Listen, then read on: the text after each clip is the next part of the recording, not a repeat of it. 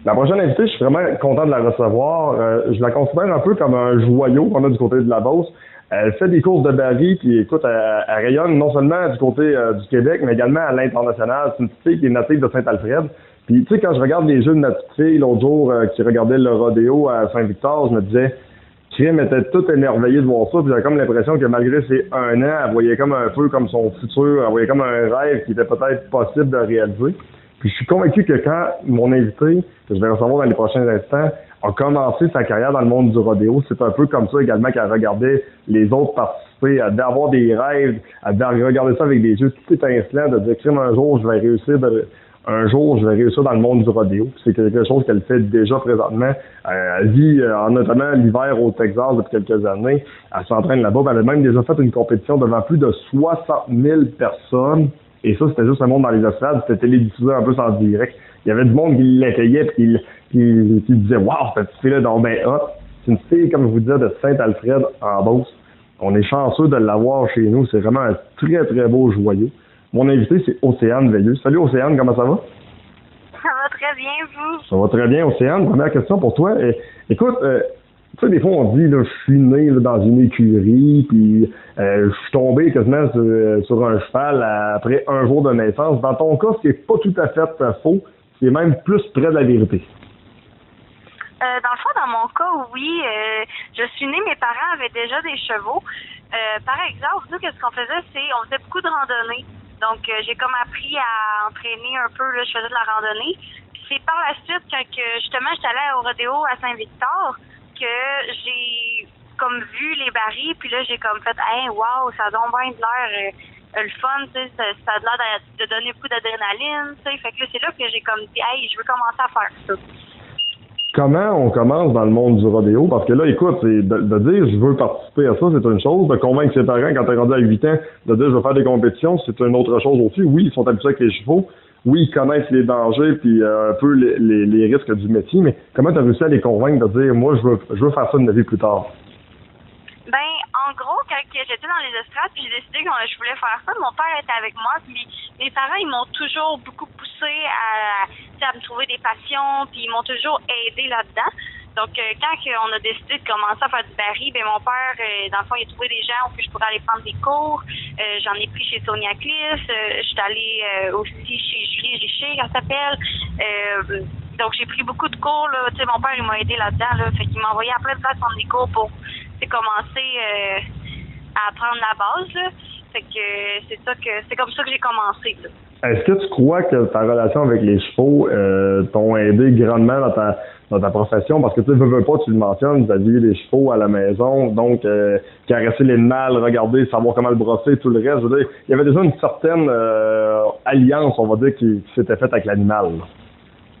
Oui, ben c'est sûr que je suis née avec des chevaux. Tu sais, je suis née, il y avait des chevaux chez nous. J'ai toujours vu les chevaux, genre à chaque jour dans ma vie, j'en voyais.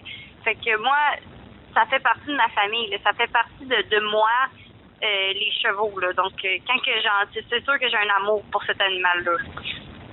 Parle-nous un peu de tes débuts. Quand ça a commencé, est-ce que les résultats ont été assez rapides? Est-ce que ça a été difficile? Comment ça s'est passé pour toi lorsque tu as commencé à l'âge de 8 ans?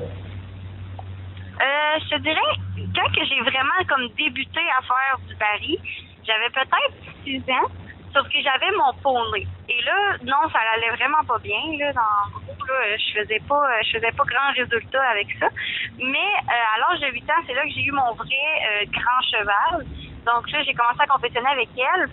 Puis elle m'a vraiment fait aimer la course de baril. Parce qu'avec mon poney, tu sais, c'était plus difficile pas mal, là, fait que j'aimais moins ça un peu. Mais tu sais, je voulais quand même continuer parce que tu sais, j'avais une passion pour ça, là. Fait que là, avec ce cheval-là, à l'âge de 8 ans, elle, tu sais, elle allait pas vite. C'était vraiment un cheval d'enfant. Mais elle m'a fait apprendre, là, tu sais, à aimer le baril. T'as pris confiance, ça? Oui, c'est ça. Elle m'a donné confiance. Elle m'a fait aimer le sport. C'était un cheval en or. À partir de quel moment tu peux dire que les résultats ont été au rendez-vous, que vraiment tu as commencé à grandir dans le sport?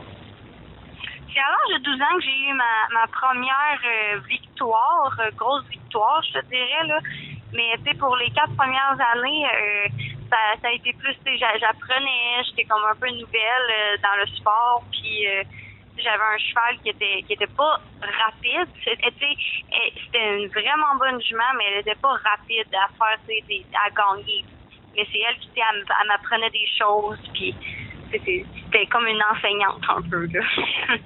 Tu as participé à plusieurs grands rodéos, tu sais, puis écoute, aujourd'hui on parle des États-Unis, mais je veux dire, lorsque tu as commencé au Québec, celui de Saint-Victor, j'imagine, devait être un petit peu spécial. Tu sais, cette année, tu étais la porte-parole officielle des festivités western de Saint-Victor, puis tu sais, je veux dire, ton nom est un peu sur toutes les lèvres, désormais, aujourd'hui on te connaît, puis tout ça, mais j'imagine qu'à l'époque, ça devait être spécial, à 5 minutes de chez vous.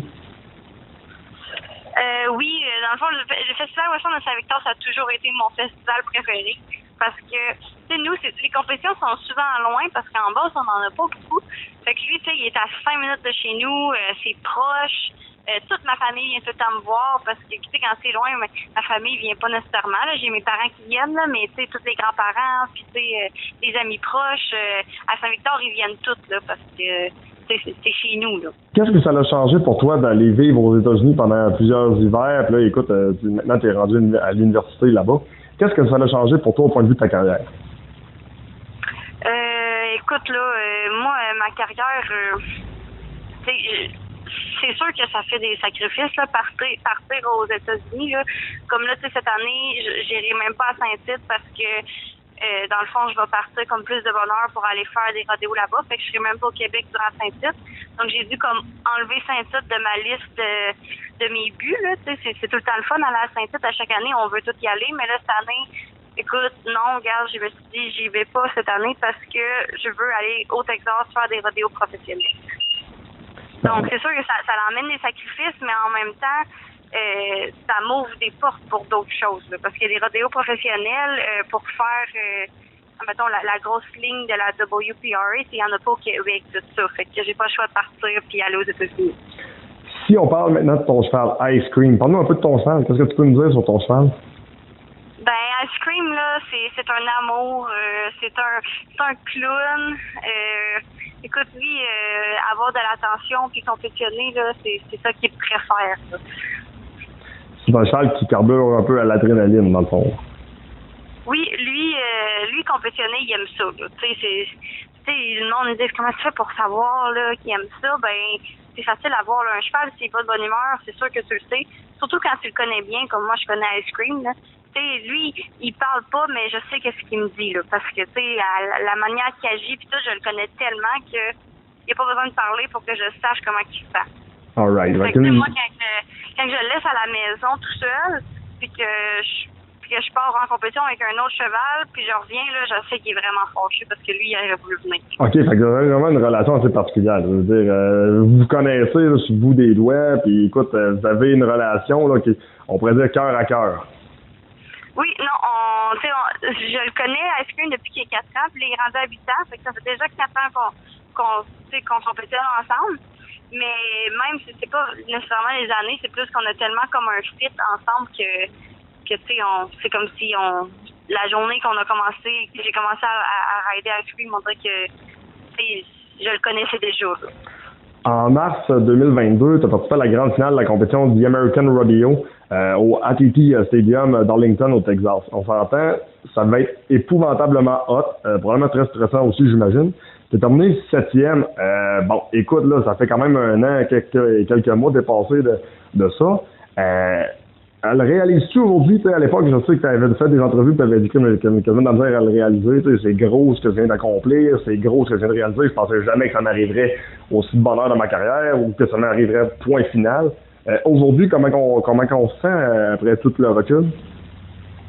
Écoute, tu sais, j'ai réessayé cette année de le faire. J'ai vraiment passé proche de refaire les semi-finales.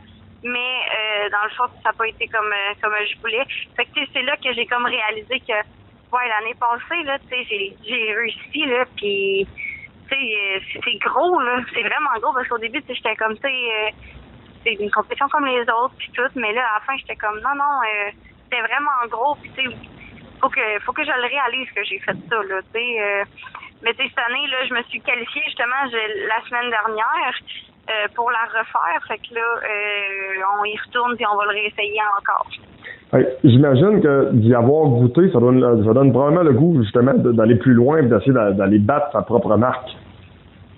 Oui, ben tu sais, comme quand je suis allée en semi-finale, j'étais tellement proche, tu sais, j'étais rendue, tu sais, comme j'ai fini 7e, tu sais, on était les 7 derniers qui essayaient, ben les 10 derniers qui essayaient peut-être de gagner le million. Fait que c'est sûr d'avoir été proche de même sur, je sais pas, toutes les personnes qui essayaient de le faire, il y en avait vraiment beaucoup, là. Ben, tu sais, c'est ça me donne le goût de le réessayer, là, parce que je me dis, tu sais, je sais que je suis capable, fait que faut juste que je donne le tout, là. Tu sais, des fois, il y a un petit peu de chance là-dedans aussi, là. Parce que, tu sais, quand on passe si proche des barils, des fois, tu sais, on en jette, des fois, il reste debout, fait que, tu sais, faut juste le réessayer à fond, là. C'est tellement fort qu'il faut mettre tous nos efforts là-dedans. La conciliation études-sport, ça se fait bien. Là, maintenant, t'es rendu à l'université, veux pas, c'est quelque chose de plus. C'est un autre niveau. Oui, là, j'étudie au Texas. Fait que, tu sais, qu'est-ce qui est le fun au Texas, c'est que on peut faire notre propre horaire. Donc, moi, je fais mon horaire pour concorder avec mes pratiques de rodéo. Parce que dans le fond, je pratique le rodéo avec l'école. Donc, je fais mon horaire et ensuite, je vais aux pratiques de rodéo. Je peux me pratiquer comme en même temps que l'école. Donc, c'est vraiment, écoute, c'est le meilleur des deux mondes là pour faire qu'est-ce que je fais, là. Moi, je veux m'en aller peut-être en médecine ou peut-être pharmacie. Fait que il faut que j'aie des bonnes notes, là. Puis surtout pour être dans l'équipe de rodéo, il faut aussi avoir des bonnes notes. Sinon, on pourrait se faire kicker out. Ouais, c'est ça. Donc, c'est sûr que je me concentre beaucoup sur mon école aussi, là. Pour toi, Océane, peut-être en terminant, qu'est-ce qui s'amène pour toi là, dans les prochaines semaines, prochains mois? Là, il me reste comme 2 compétitions ici au Québec. Ensuite, je pars, il faut que je sois au Texas pour le 28 août parce que c'est là que je commence l'école. Donc, une fois que je vais être partie, je vais commencer à faire les rodéos de mon école, puis je vais commencer à faire les rodéos professionnels là, pour m'en aller dans la WPR, que ça s'appelle. Comment tu vois justement ton avenir dans le sport? Peut-être tu le mentionnes, tu veux devenir peut-être soit pharmacienne ou travailler en médecine. Comment tu vas voir le sport, l'alliation, on va dire, entre le travail, les compétitions? Est-ce que ça peut se marier? Est-ce que tu penses qu'à un moment donné, tu vas être obligé de faire un choix peut-être à un certain moment dans ta carrière? Tout le monde me dit ça, là, qu'il va falloir que je fasse un choix à m'amener et tout, mais moi, je peux pas faire de choix parce que les chevaux, ça fait partie de moi, comme j'ai dit tantôt, depuis que je suis petite. Et je peux pas comme mettre ça de côté parce que il faut que j'aille un travail. Puis moi, j'ai une passion pour comme la médecine humaine aussi. Fait que je me dis pourquoi, tu sais, ça n'a peut-être jamais été fait, mais oui, je veux essayer de faire marcher les deux ensemble.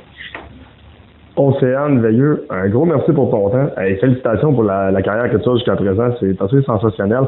Je suis convaincu que tu fais rêver un paquet de filles, puis peut-être même des gars qui te regardent, des petits gars qui te regardent aller sur ton cheval, puis des c'est donc bien hot ce qu'elle fait. De pouvoir être capable de pousser autant l'adrénaline, de pouvoir autant être en amour, en alliation avec son cheval. C'est merveilleux de t'avoir allé. Continue comme ça, puis on a juste hâte de voir la suite de ton histoire. À date, t'es en train d'écrire un des plus beaux chemins que j'ai jamais vu. Ben, merci beaucoup. Écoute, moi, quand que j'étais petite, puis que j'avais des idoles, tu sais, je savais jamais que j'allais peut-être un jour devenir, tu sais, compétitionner comme je compétitionne aujourd'hui. Fait que, tu sais, c'est vraiment, pour toutes les petites filles, les petits garçons, là, un rêve, là, ça en vaut beaucoup. C'est important, c'est très important de rêver. Mais tu sais, il faut pas juste rêver, il faut aussi vraiment travailler sur notre rêve parce que tu sais, il y a des gens qui font juste rêver puis il y a des gens qui poussent pour accomplir leur rêve. C'est bien dit, c'est belle leçon. C'est bien dit, très belle leçon. Merci encore une fois, Océane. Ça fait plaisir.